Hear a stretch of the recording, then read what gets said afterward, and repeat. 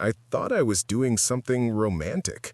I thought I was being a good husband and an even better father. I had no idea that dropping my kids off would end my marriage forever. What I saw that night keeps replaying in my head like a punishment. And the worst part is, I can't stop watching it. A couple of weeks ago, I thought I had a good idea. Life had been busy. Exhausting, really. Work had been demanding, the kids were constantly bouncing from school to activities to home, and my wife and I hadn't had a real moment alone in what felt like months. The kind of alone where you aren't half listening for a baby monitor or checking the clock to see who needs to be picked up next. So I decided I wanted to surprise her. Nothing huge, nothing dramatic, just a simple, thoughtful, kid-free night out. Dinner, drinks, maybe even some spontaneous fun like we used to have before life turned into schedules and obligations. My parents live about an hour and a half away from us, and they're always happy to take the kids for a weekend. I called them earlier that week, told them I wanted to bring the kids over on Saturday and pick them up Sunday evening. They were thrilled. Everything was lining up perfectly. I made reservations at a nice restaurant. Not somewhere fancy enough to feel uncomfortable, but nice enough that it felt special. I even looked up a couple of bars nearby, thinking we could grab drinks beforehand and just enjoy being adults again. I didn't tell my wife anything. I wanted to see that look on her face when I walked in and told her to get dressed, that we had a night planned just for us. Saturday morning felt normal, almost boring. The kids were loud, my wife was distracted with chores, and nothing about the day hinted at how completely my life was about to collapse. Around 8:30 in the morning, I loaded the kids into the car. My wife kissed them goodbye and reminded them to behave for their grandparents. She kissed me too, told me to drive safe, and said she was looking forward to a quiet day to herself. I remember smiling and thinking, just wait. The drive to my parents' house was routine. We talked about school, music, and what snacks Grandma would probably have waiting. When we arrived, the kids ran inside like they always did, barely saying goodbye to me.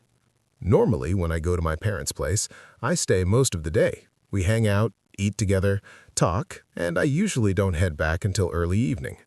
But this time was different. I dropped the kids off, stayed just long enough to have a cup of coffee, then made my excuses. "I've got some things to take care of back home," I told them. They didn't think anything of it. By the time I got back in my car and started driving home, I felt excited, genuinely excited. I remember thinking how lucky I was. Good kids, a stable life, a wife I loved. I pulled into our housing plan a little before 12:30 in the afternoon. As soon as I turned onto our street, something caught my attention. There was a truck parked directly in front of our house. I slowed down, squinting at it, trying to recognize it. It wasn't one of our neighbors' vehicles, but then again, it's not unusual for someone to park on our street if they're visiting someone nearby. I didn't think much of it. Instead of pulling into the driveway, I parked a few houses down. I had a new idea. I'd sneak into the house quietly and surprise my wife from inside, catch her off guard, make it fun. I grabbed my keys and walked back toward the house, feeling almost giddy. I went in through the basement door, careful to open and close it as quietly as possible. The house felt still, the way it does when the kids aren't home. Calm, peaceful. As soon as I stepped inside, I heard her. At first, I froze. The sounds were coming from upstairs. Soft at first, then clearer. My initial thought was embarrassment. I honestly assumed she was by herself, maybe enjoying the rare privacy. I didn't want to interrupt or make her uncomfortable. I remember thinking I should just leave the house, go back to my car, and pull into the garage like I normally would. That way she'd know I was home without any awkwardness. Then I heard a man's voice. It didn't register right away. My brain rejected it at first, like it was a mistake, like I had misheard something. Then it became undeniable. My chest tightened so suddenly I thought I might actually pass out. My heart started pounding so hard it felt painful. I felt hot and cold at the same time, like my body didn't know how to react. I wanted to throw up. I wanted to scream. Instead, I stood there completely still, my hand gripping the edge of the basement doorframe like it was the only thing keeping me upright. I don't know how long I stood there before I decided to move. Seconds? Minutes? It felt like forever. I didn't want to confront them. I didn't even fully understand why I was walking upstairs. I just needed to see. I moved slowly, deliberately. Each step felt heavier than the last. The door at the top of the stairs was halfway open.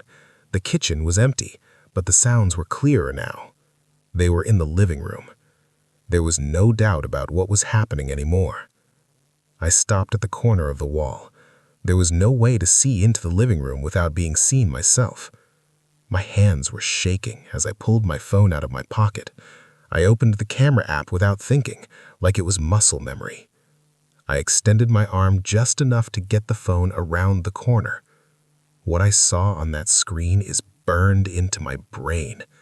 My wife, with another man. I won't describe the details. I don't need to. Anyone reading this already knows exactly what that looks like. I started recording. I told myself I needed proof, that if I ever decided to confront her, or leave, or do anything at all, I needed something concrete, something she couldn't deny. But the truth is, I think I recorded because I was in shock. I stood there in my kitchen watching my marriage fall apart through a phone screen. I felt completely detached from my body, like this was happening to someone else, like I could wake up at any moment. Several minutes passed. Then she suddenly jumped off of him and laughed, saying something about going to the bedroom. She mentioned how much time they had left. That sentence shattered whatever illusion I had left. This was not a mistake. This was not spontaneous. This was planned. They went upstairs together. I waited until they were gone before I moved again. I walked into the living room like a ghost. Everything looked the same as it always did. Our couch, our coffee table, our family photos on the wall. On the floor, I found his pants. My hands moved on their own. I took his wallet and opened it. I took pictures of his driver's license, his name, his face, his address. A complete stranger. Someone my wife knew well enough to bring into our home. I put everything back exactly where I found it and left the house the same way I had entered. As soon as I got into my car, I broke. I cried harder than I ever have in my adult life. Deep, ugly sobs that left me gasping for air. I felt small, weak, worthless. I watched the video to make sure it had recorded. Then I watched it again. I don't know how long I sat in that car. Time stopped meaning anything. The world outside my windshield felt distant and unreal, like I was watching it through thick glass. Cars passed. A neighbor walked their dog. Life kept moving, while mine had just slammed into a wall. I couldn't go back to my parents' house to get the kids. I wasn't capable of pretending I was fine. I wouldn't have been able to explain why my eyes were red or why my hands wouldn't stop shaking. So I sat there. Eventually, the crying slowed. Not because I felt better, but because my body ran out of energy. My head hurt. My chest felt hollow, like something vital had been ripped out and taken with it. I replayed the video one more time. I told myself it was just to confirm what I already knew, to make sure I wasn't imagining it, to anchor myself to reality. But the truth was darker. I needed it to hurt. I needed proof that this pain was real. When I finally stopped the video, I wiped my face, took a deep breath, and made a decision that I still don't fully understand. I was going to pretend nothing happened. Not forever, not because I forgave her, but because I didn't know what else to do in that moment. My brain couldn't handle confrontation, explanations, or decisions that would permanently change my life. So, I drove into the driveway. I opened the garage door loudly. I slammed the car door harder than necessary. I unlocked the door and stepped inside, making sure my presence was impossible to miss. "Hello?" I called out. A moment later, I heard movement upstairs. When she came down, she was wearing a robe.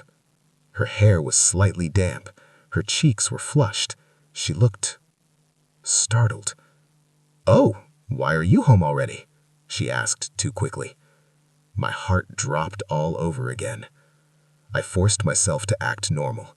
I told her about the surprise, about the kids being at my parents' place, about the reservations for dinner, about the drinks. She stared at me for a second, then smiled. Too wide, too forced. "That sounds amazing," she said. "I was just about to take a bath." She poured us both a glass of wine. Her hands were shaking just enough that I noticed. She talked too much, asked questions she didn't wait for answers to. I barely spoke. The more I watched the video, the more I felt my grip on reality slipping. I started noticing things I hadn't before. His shoes by the basement, the faint smell of cologne lingering in the air, the way the couch cushions still bore their weight like ghosts of that night were imprinted in the room itself. I began cleaning obsessively, not to hide what happened, but because I needed control over something. Every time I wiped the counters, vacuumed the carpet, or scrubbed the floor, I imagined erasing the memory from my home. But no matter how much I cleaned, the images in my mind stayed, stubborn as scars. I stopped going out with friends. I stopped answering calls. Work became my only refuge. Every moment I wasn't staring at the video, I was buried in spreadsheets, emails, strategy calls, anything to distract myself from the living nightmare that awaited at home. I began documenting everything, not for anyone else, but for me. Notes in my phone about times, dates, small habits I noticed, the truck, her expressions, everything. Every detail felt like ammunition, not for confrontation, at least not yet, but to hold on to reality. The world outside our home felt unreliable, but the video never lied. Days turned into a routine. Work, eat, sleep, watch the video. Some nights I couldn't sleep at all. I would wander the house, my phone in hand, replaying the events, trying to predict what she would do next. I started noticing patterns, the way she lingered in certain rooms, the subtle changes in tone when she spoke on the phone, the small gestures that felt off. One evening, I heard the truck again. My stomach dropped. I froze in the hallway, holding my breath, listening. Nothing. I told myself it was just my mind, my paranoia, but it didn't matter. The fear had a life of its own. It lived in my chest, pulsing with every heartbeat. I began considering confronting him, not my wife, not yet, but him. I knew his name. I had his address from the wallet. Every day I imagined walking up to his door, showing him the video, demanding answers. But something always stopped me. Part fear, part confusion, part disbelief at the idea that my life had become a hostage to someone else's actions. Instead, I waited. I observed. I calculated. Every day became a mental chess game. I couldn't predict my wife's moves, but I could track him, watch for the truck, note times he might be near our home, keep evidence in case I decided to strike, confront, or expose them. It was a sick game, and I was the only player fully awake. Meanwhile, she began to notice the change in me more acutely. I stopped smiling at her jokes. I no longer laughed with her in the evenings. When she tried to hold my hand or sit close on the couch, I flinched. Every touch reminded me of that night. Every movement made me remember what I had seen. "Are you okay?" she asked more frequently now. Concern laced her voice, but there was also a hint of suspicion. I could feel it. The tension between us was growing, taut and dangerous, like a wire stretched until the slightest touch could snap it. "I'm fine," I lied, again, but each lie felt heavier than the last. It was crushing me from the inside. I started writing letters I would never send, letters to her, letters to him, letters to myself. I would pour out every feeling, anger, betrayal, despair, but none of them left my phone. None were delivered. They were my private reckoning, a way to survive without exploding. At work, I began noticing my reflection in screens and glass. My eyes were darker, my face had grown gaunt, my hands shook occasionally when I thought no one was watching. But I smiled at colleagues, nodded during meetings, gave presentations like nothing was wrong. Nobody suspected. Nobody ever suspected. The isolation was unbearable. I wanted to tell someone, a friend, a therapist, a stranger, but I couldn't. How could I explain this? How could anyone understand the layers of betrayal, humiliation, and silent rage that had taken residence inside me? It wasn't just infidelity, it was a calculated invasion of trust, an emotional violation that had rendered me powerless and humiliated. One night, I decided to change my routine. I went for a long drive, hoping distance would calm the storm inside me. The city lights blurred past the windshield, music played faintly, but it sounded hollow. I thought about leaving everything behind, my wife, the house, even the kids temporarily, just to escape the constant replay of that night. But guilt struck instantly. The thought of leaving the children behind, even for a day, made my chest tighten in a way that no amount of anger could fix. I couldn't leave. I couldn't run. All I could do was endure, survive, and wait for some clarity, some plan, some justification for the chaos that had become my life. Back at home, the tension continued to grow. Every conversation with her was laced with an undercurrent of fear and suspicion. She noticed I was distant, withdrawn, almost mechanical in my responses. I couldn't confront her. I couldn't explode. I didn't know if I could trust myself not to say something irreversible. The video became my anchor. I watched it constantly, every detail reinforcing what had happened, validating the disgust, the betrayal, the anger. But with each viewing, a part of me changed. I began studying their movements, the way they interacted, the timing. I was creating a mental map of their behavior, of her habits, of the intruder's patterns. It was obsessive, it was toxic, but it was all I had. One evening, I discovered a new level of cruelty in myself. I waited until she fell asleep. I snuck into the kitchen and handled the empty wine glasses from that night she tried to seduce me. I held them in my hands, imagining what it would feel like to shatter them, to let the jagged edges cut away the rage I couldn't release anywhere else. I didn't. I only imagined. The next day, I began noticing subtle things about him.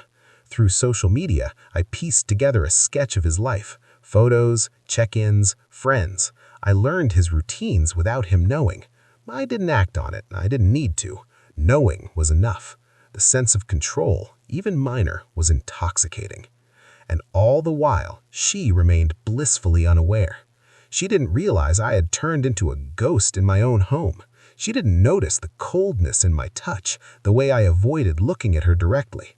She didn't know that behind my polite smiles and soft words, I was recording every movement, cataloging every sound, memorizing every tell.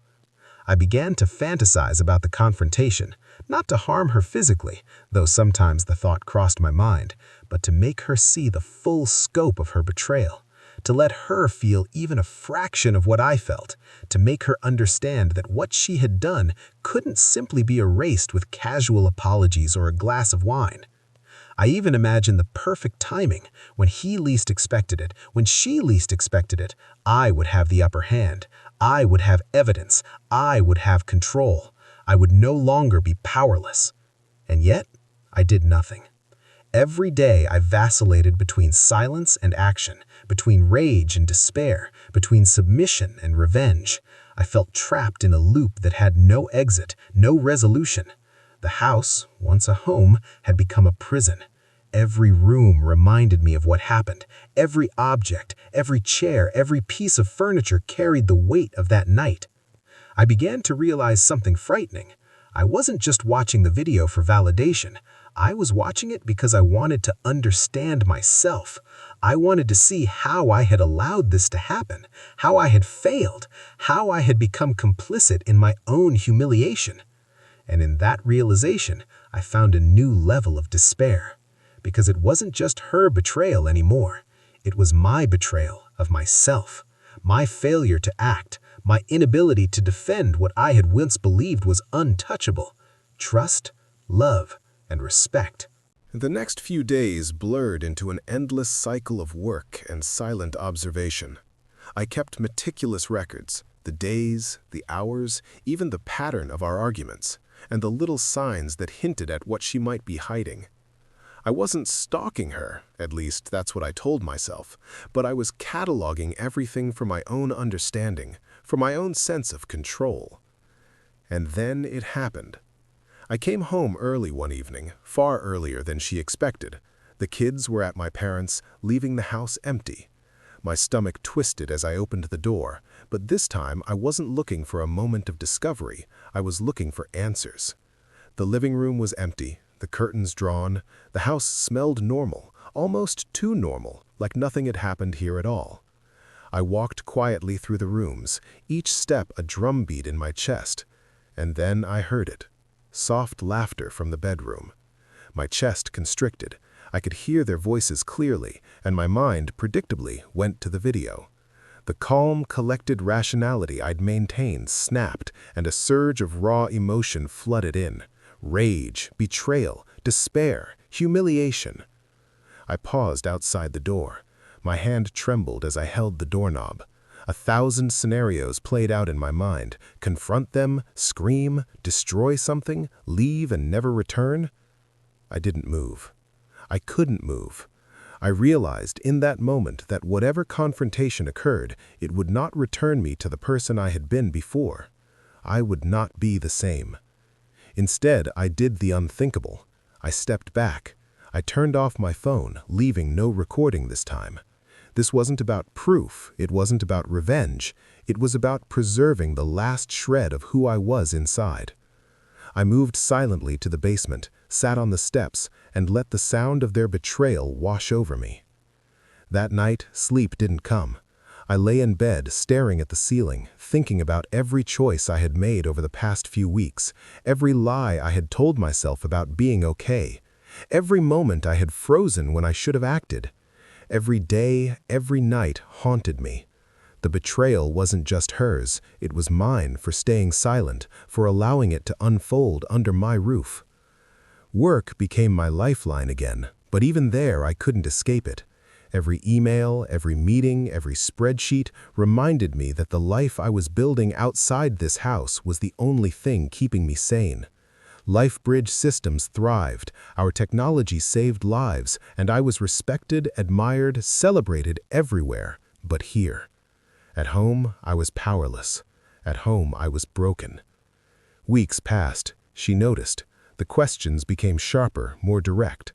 Are you okay? Why are you distant? What's wrong with you? She didn't know the half of it. I considered telling her, but how could I? How could I explain the depth of my despair, the obsessive videos, the mental spiral I had plunged into? Instead, I began creating a new strategy: observe, document, reclaim control. I watched her interactions, noticed patterns, kept track of her schedule. The intruder's presence was less frequent, but still there in my mind, an invisible threat that haunted every corner of my home. I knew his name, his address, and I imagined every scenario in which I could confront him. But confrontation was not about justice. It was about regaining control, about asserting that my life would no longer be dictated by their choices. One night, I found myself walking past the living room mirror. I looked at myself and barely recognized the man staring back. Hollow eyes, tight jaw, tension in every muscle. The rage, the humiliation, the obsession had carved a new identity into me. I realized something terrifying. This version of me might never leave. And then came the turning point. She tried to reach me, a simple touch on my shoulder, a question whispered during dinner, an attempt at intimacy. For the first time in weeks, I didn't flinch. I looked at her, really looked at her, and spoke for the first time with honest, raw emotion. I can't do this anymore. I can't pretend it didn't happen. Her face changed instantly. Fear, guilt, confusion. Do what? She whispered. I know what's been happening, I said, my voice steady but cold. I know everything. I've watched it, documented it, lived with it, and I can't just go back to pretending. Not anymore. She tried to speak, to explain, to apologize, but I cut her off. I didn't want excuses. I didn't want apologies. I wanted truth, full truth, and I needed it on my terms. The following weeks became a reckoning. Conversations, arguments, confessions, revelations. The lies unraveled, the secrets bared themselves, and I realized that this wasn't just about betrayal, it was about boundaries, about respect, about the fundamental truths of our relationship. Slowly, painfully, I began to reclaim myself. I stopped watching the video obsessively. I sought therapy, spoke to friends I had long ignored, rebuilt a sense of self-worth that had been shattered. It was slow, it was messy, but it was necessary. The intruder? He disappeared from our lives. I never contacted him physically, but I made sure the record existed, just in case. Control doesn't always require confrontation. It sometimes requires patience, strategy, and self-preservation. And my wife? She began to understand the magnitude of her actions, not because I forced her, but because she saw the real consequences of her choices on the person she claimed to love. Our relationship, fractured, began to mend, but on new terms, with new boundaries, with honesty and transparency that had been absent for too long. In the end, I learned something vital. Betrayal can strip you of everything, but it cannot strip you of yourself unless you let it. Watching that video, living with that pain, I realized my life wasn't defined by her actions, it was defined by how I chose to respond. The anger remained, yes. The scars remained, yes. But so did my strength. I rebuilt, not for her, not for anyone else, but for me. And for the first time in weeks, maybe months, I felt something resembling peace. The weeks after that night were some of the hardest I had ever endured. I went through the motions of life, work, meals, kids, and errands, but inside I was unraveling. The video, the memory, it was a loop I couldn't escape. I would wake up in the middle of the night, replaying every detail, analyzing every word, every movement. I felt trapped in a prison I had never signed up for, locked inside my own mind by a betrayal that had no warning and no explanation. At first, I tried to talk to her indirectly. "I feel distant," I'd say. Or, "Are you stressed?" I tested the waters, trying to gauge her awareness of what I had seen, trying to see if guilt would slip through the cracks. She always smiled, always reassured me. "I'm fine," she said, and I hated that answer with every fiber of my being. It was her perfection, her ability to act calm, that hurt more than anything else. I knew she was hiding, and I knew she was aware of my internal collapse.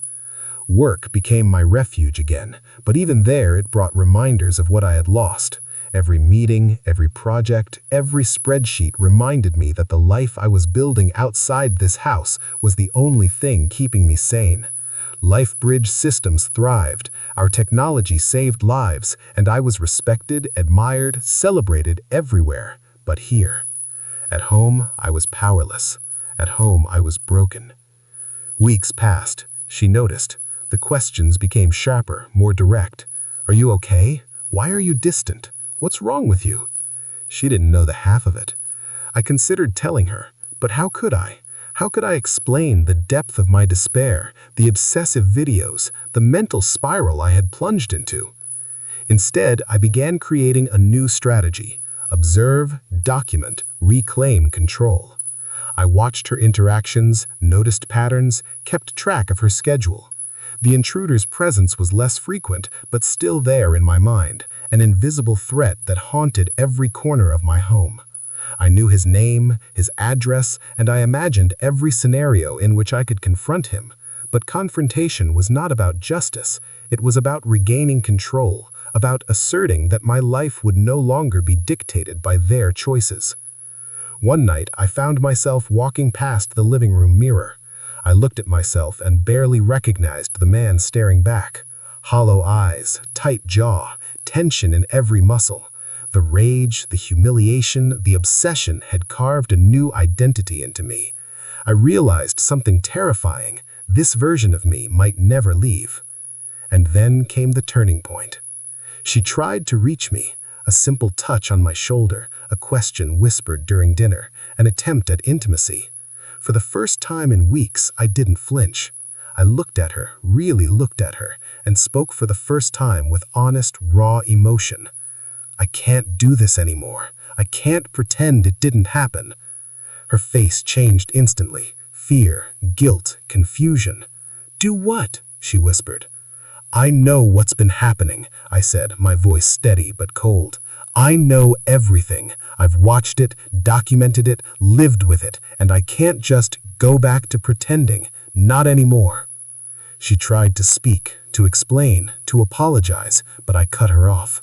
I didn't want excuses. I didn't want apologies. I wanted truth, full truth, and I needed it on my terms. One night, I found myself walking past the living room mirror. I looked at myself and barely recognized the man staring back. Hollow eyes.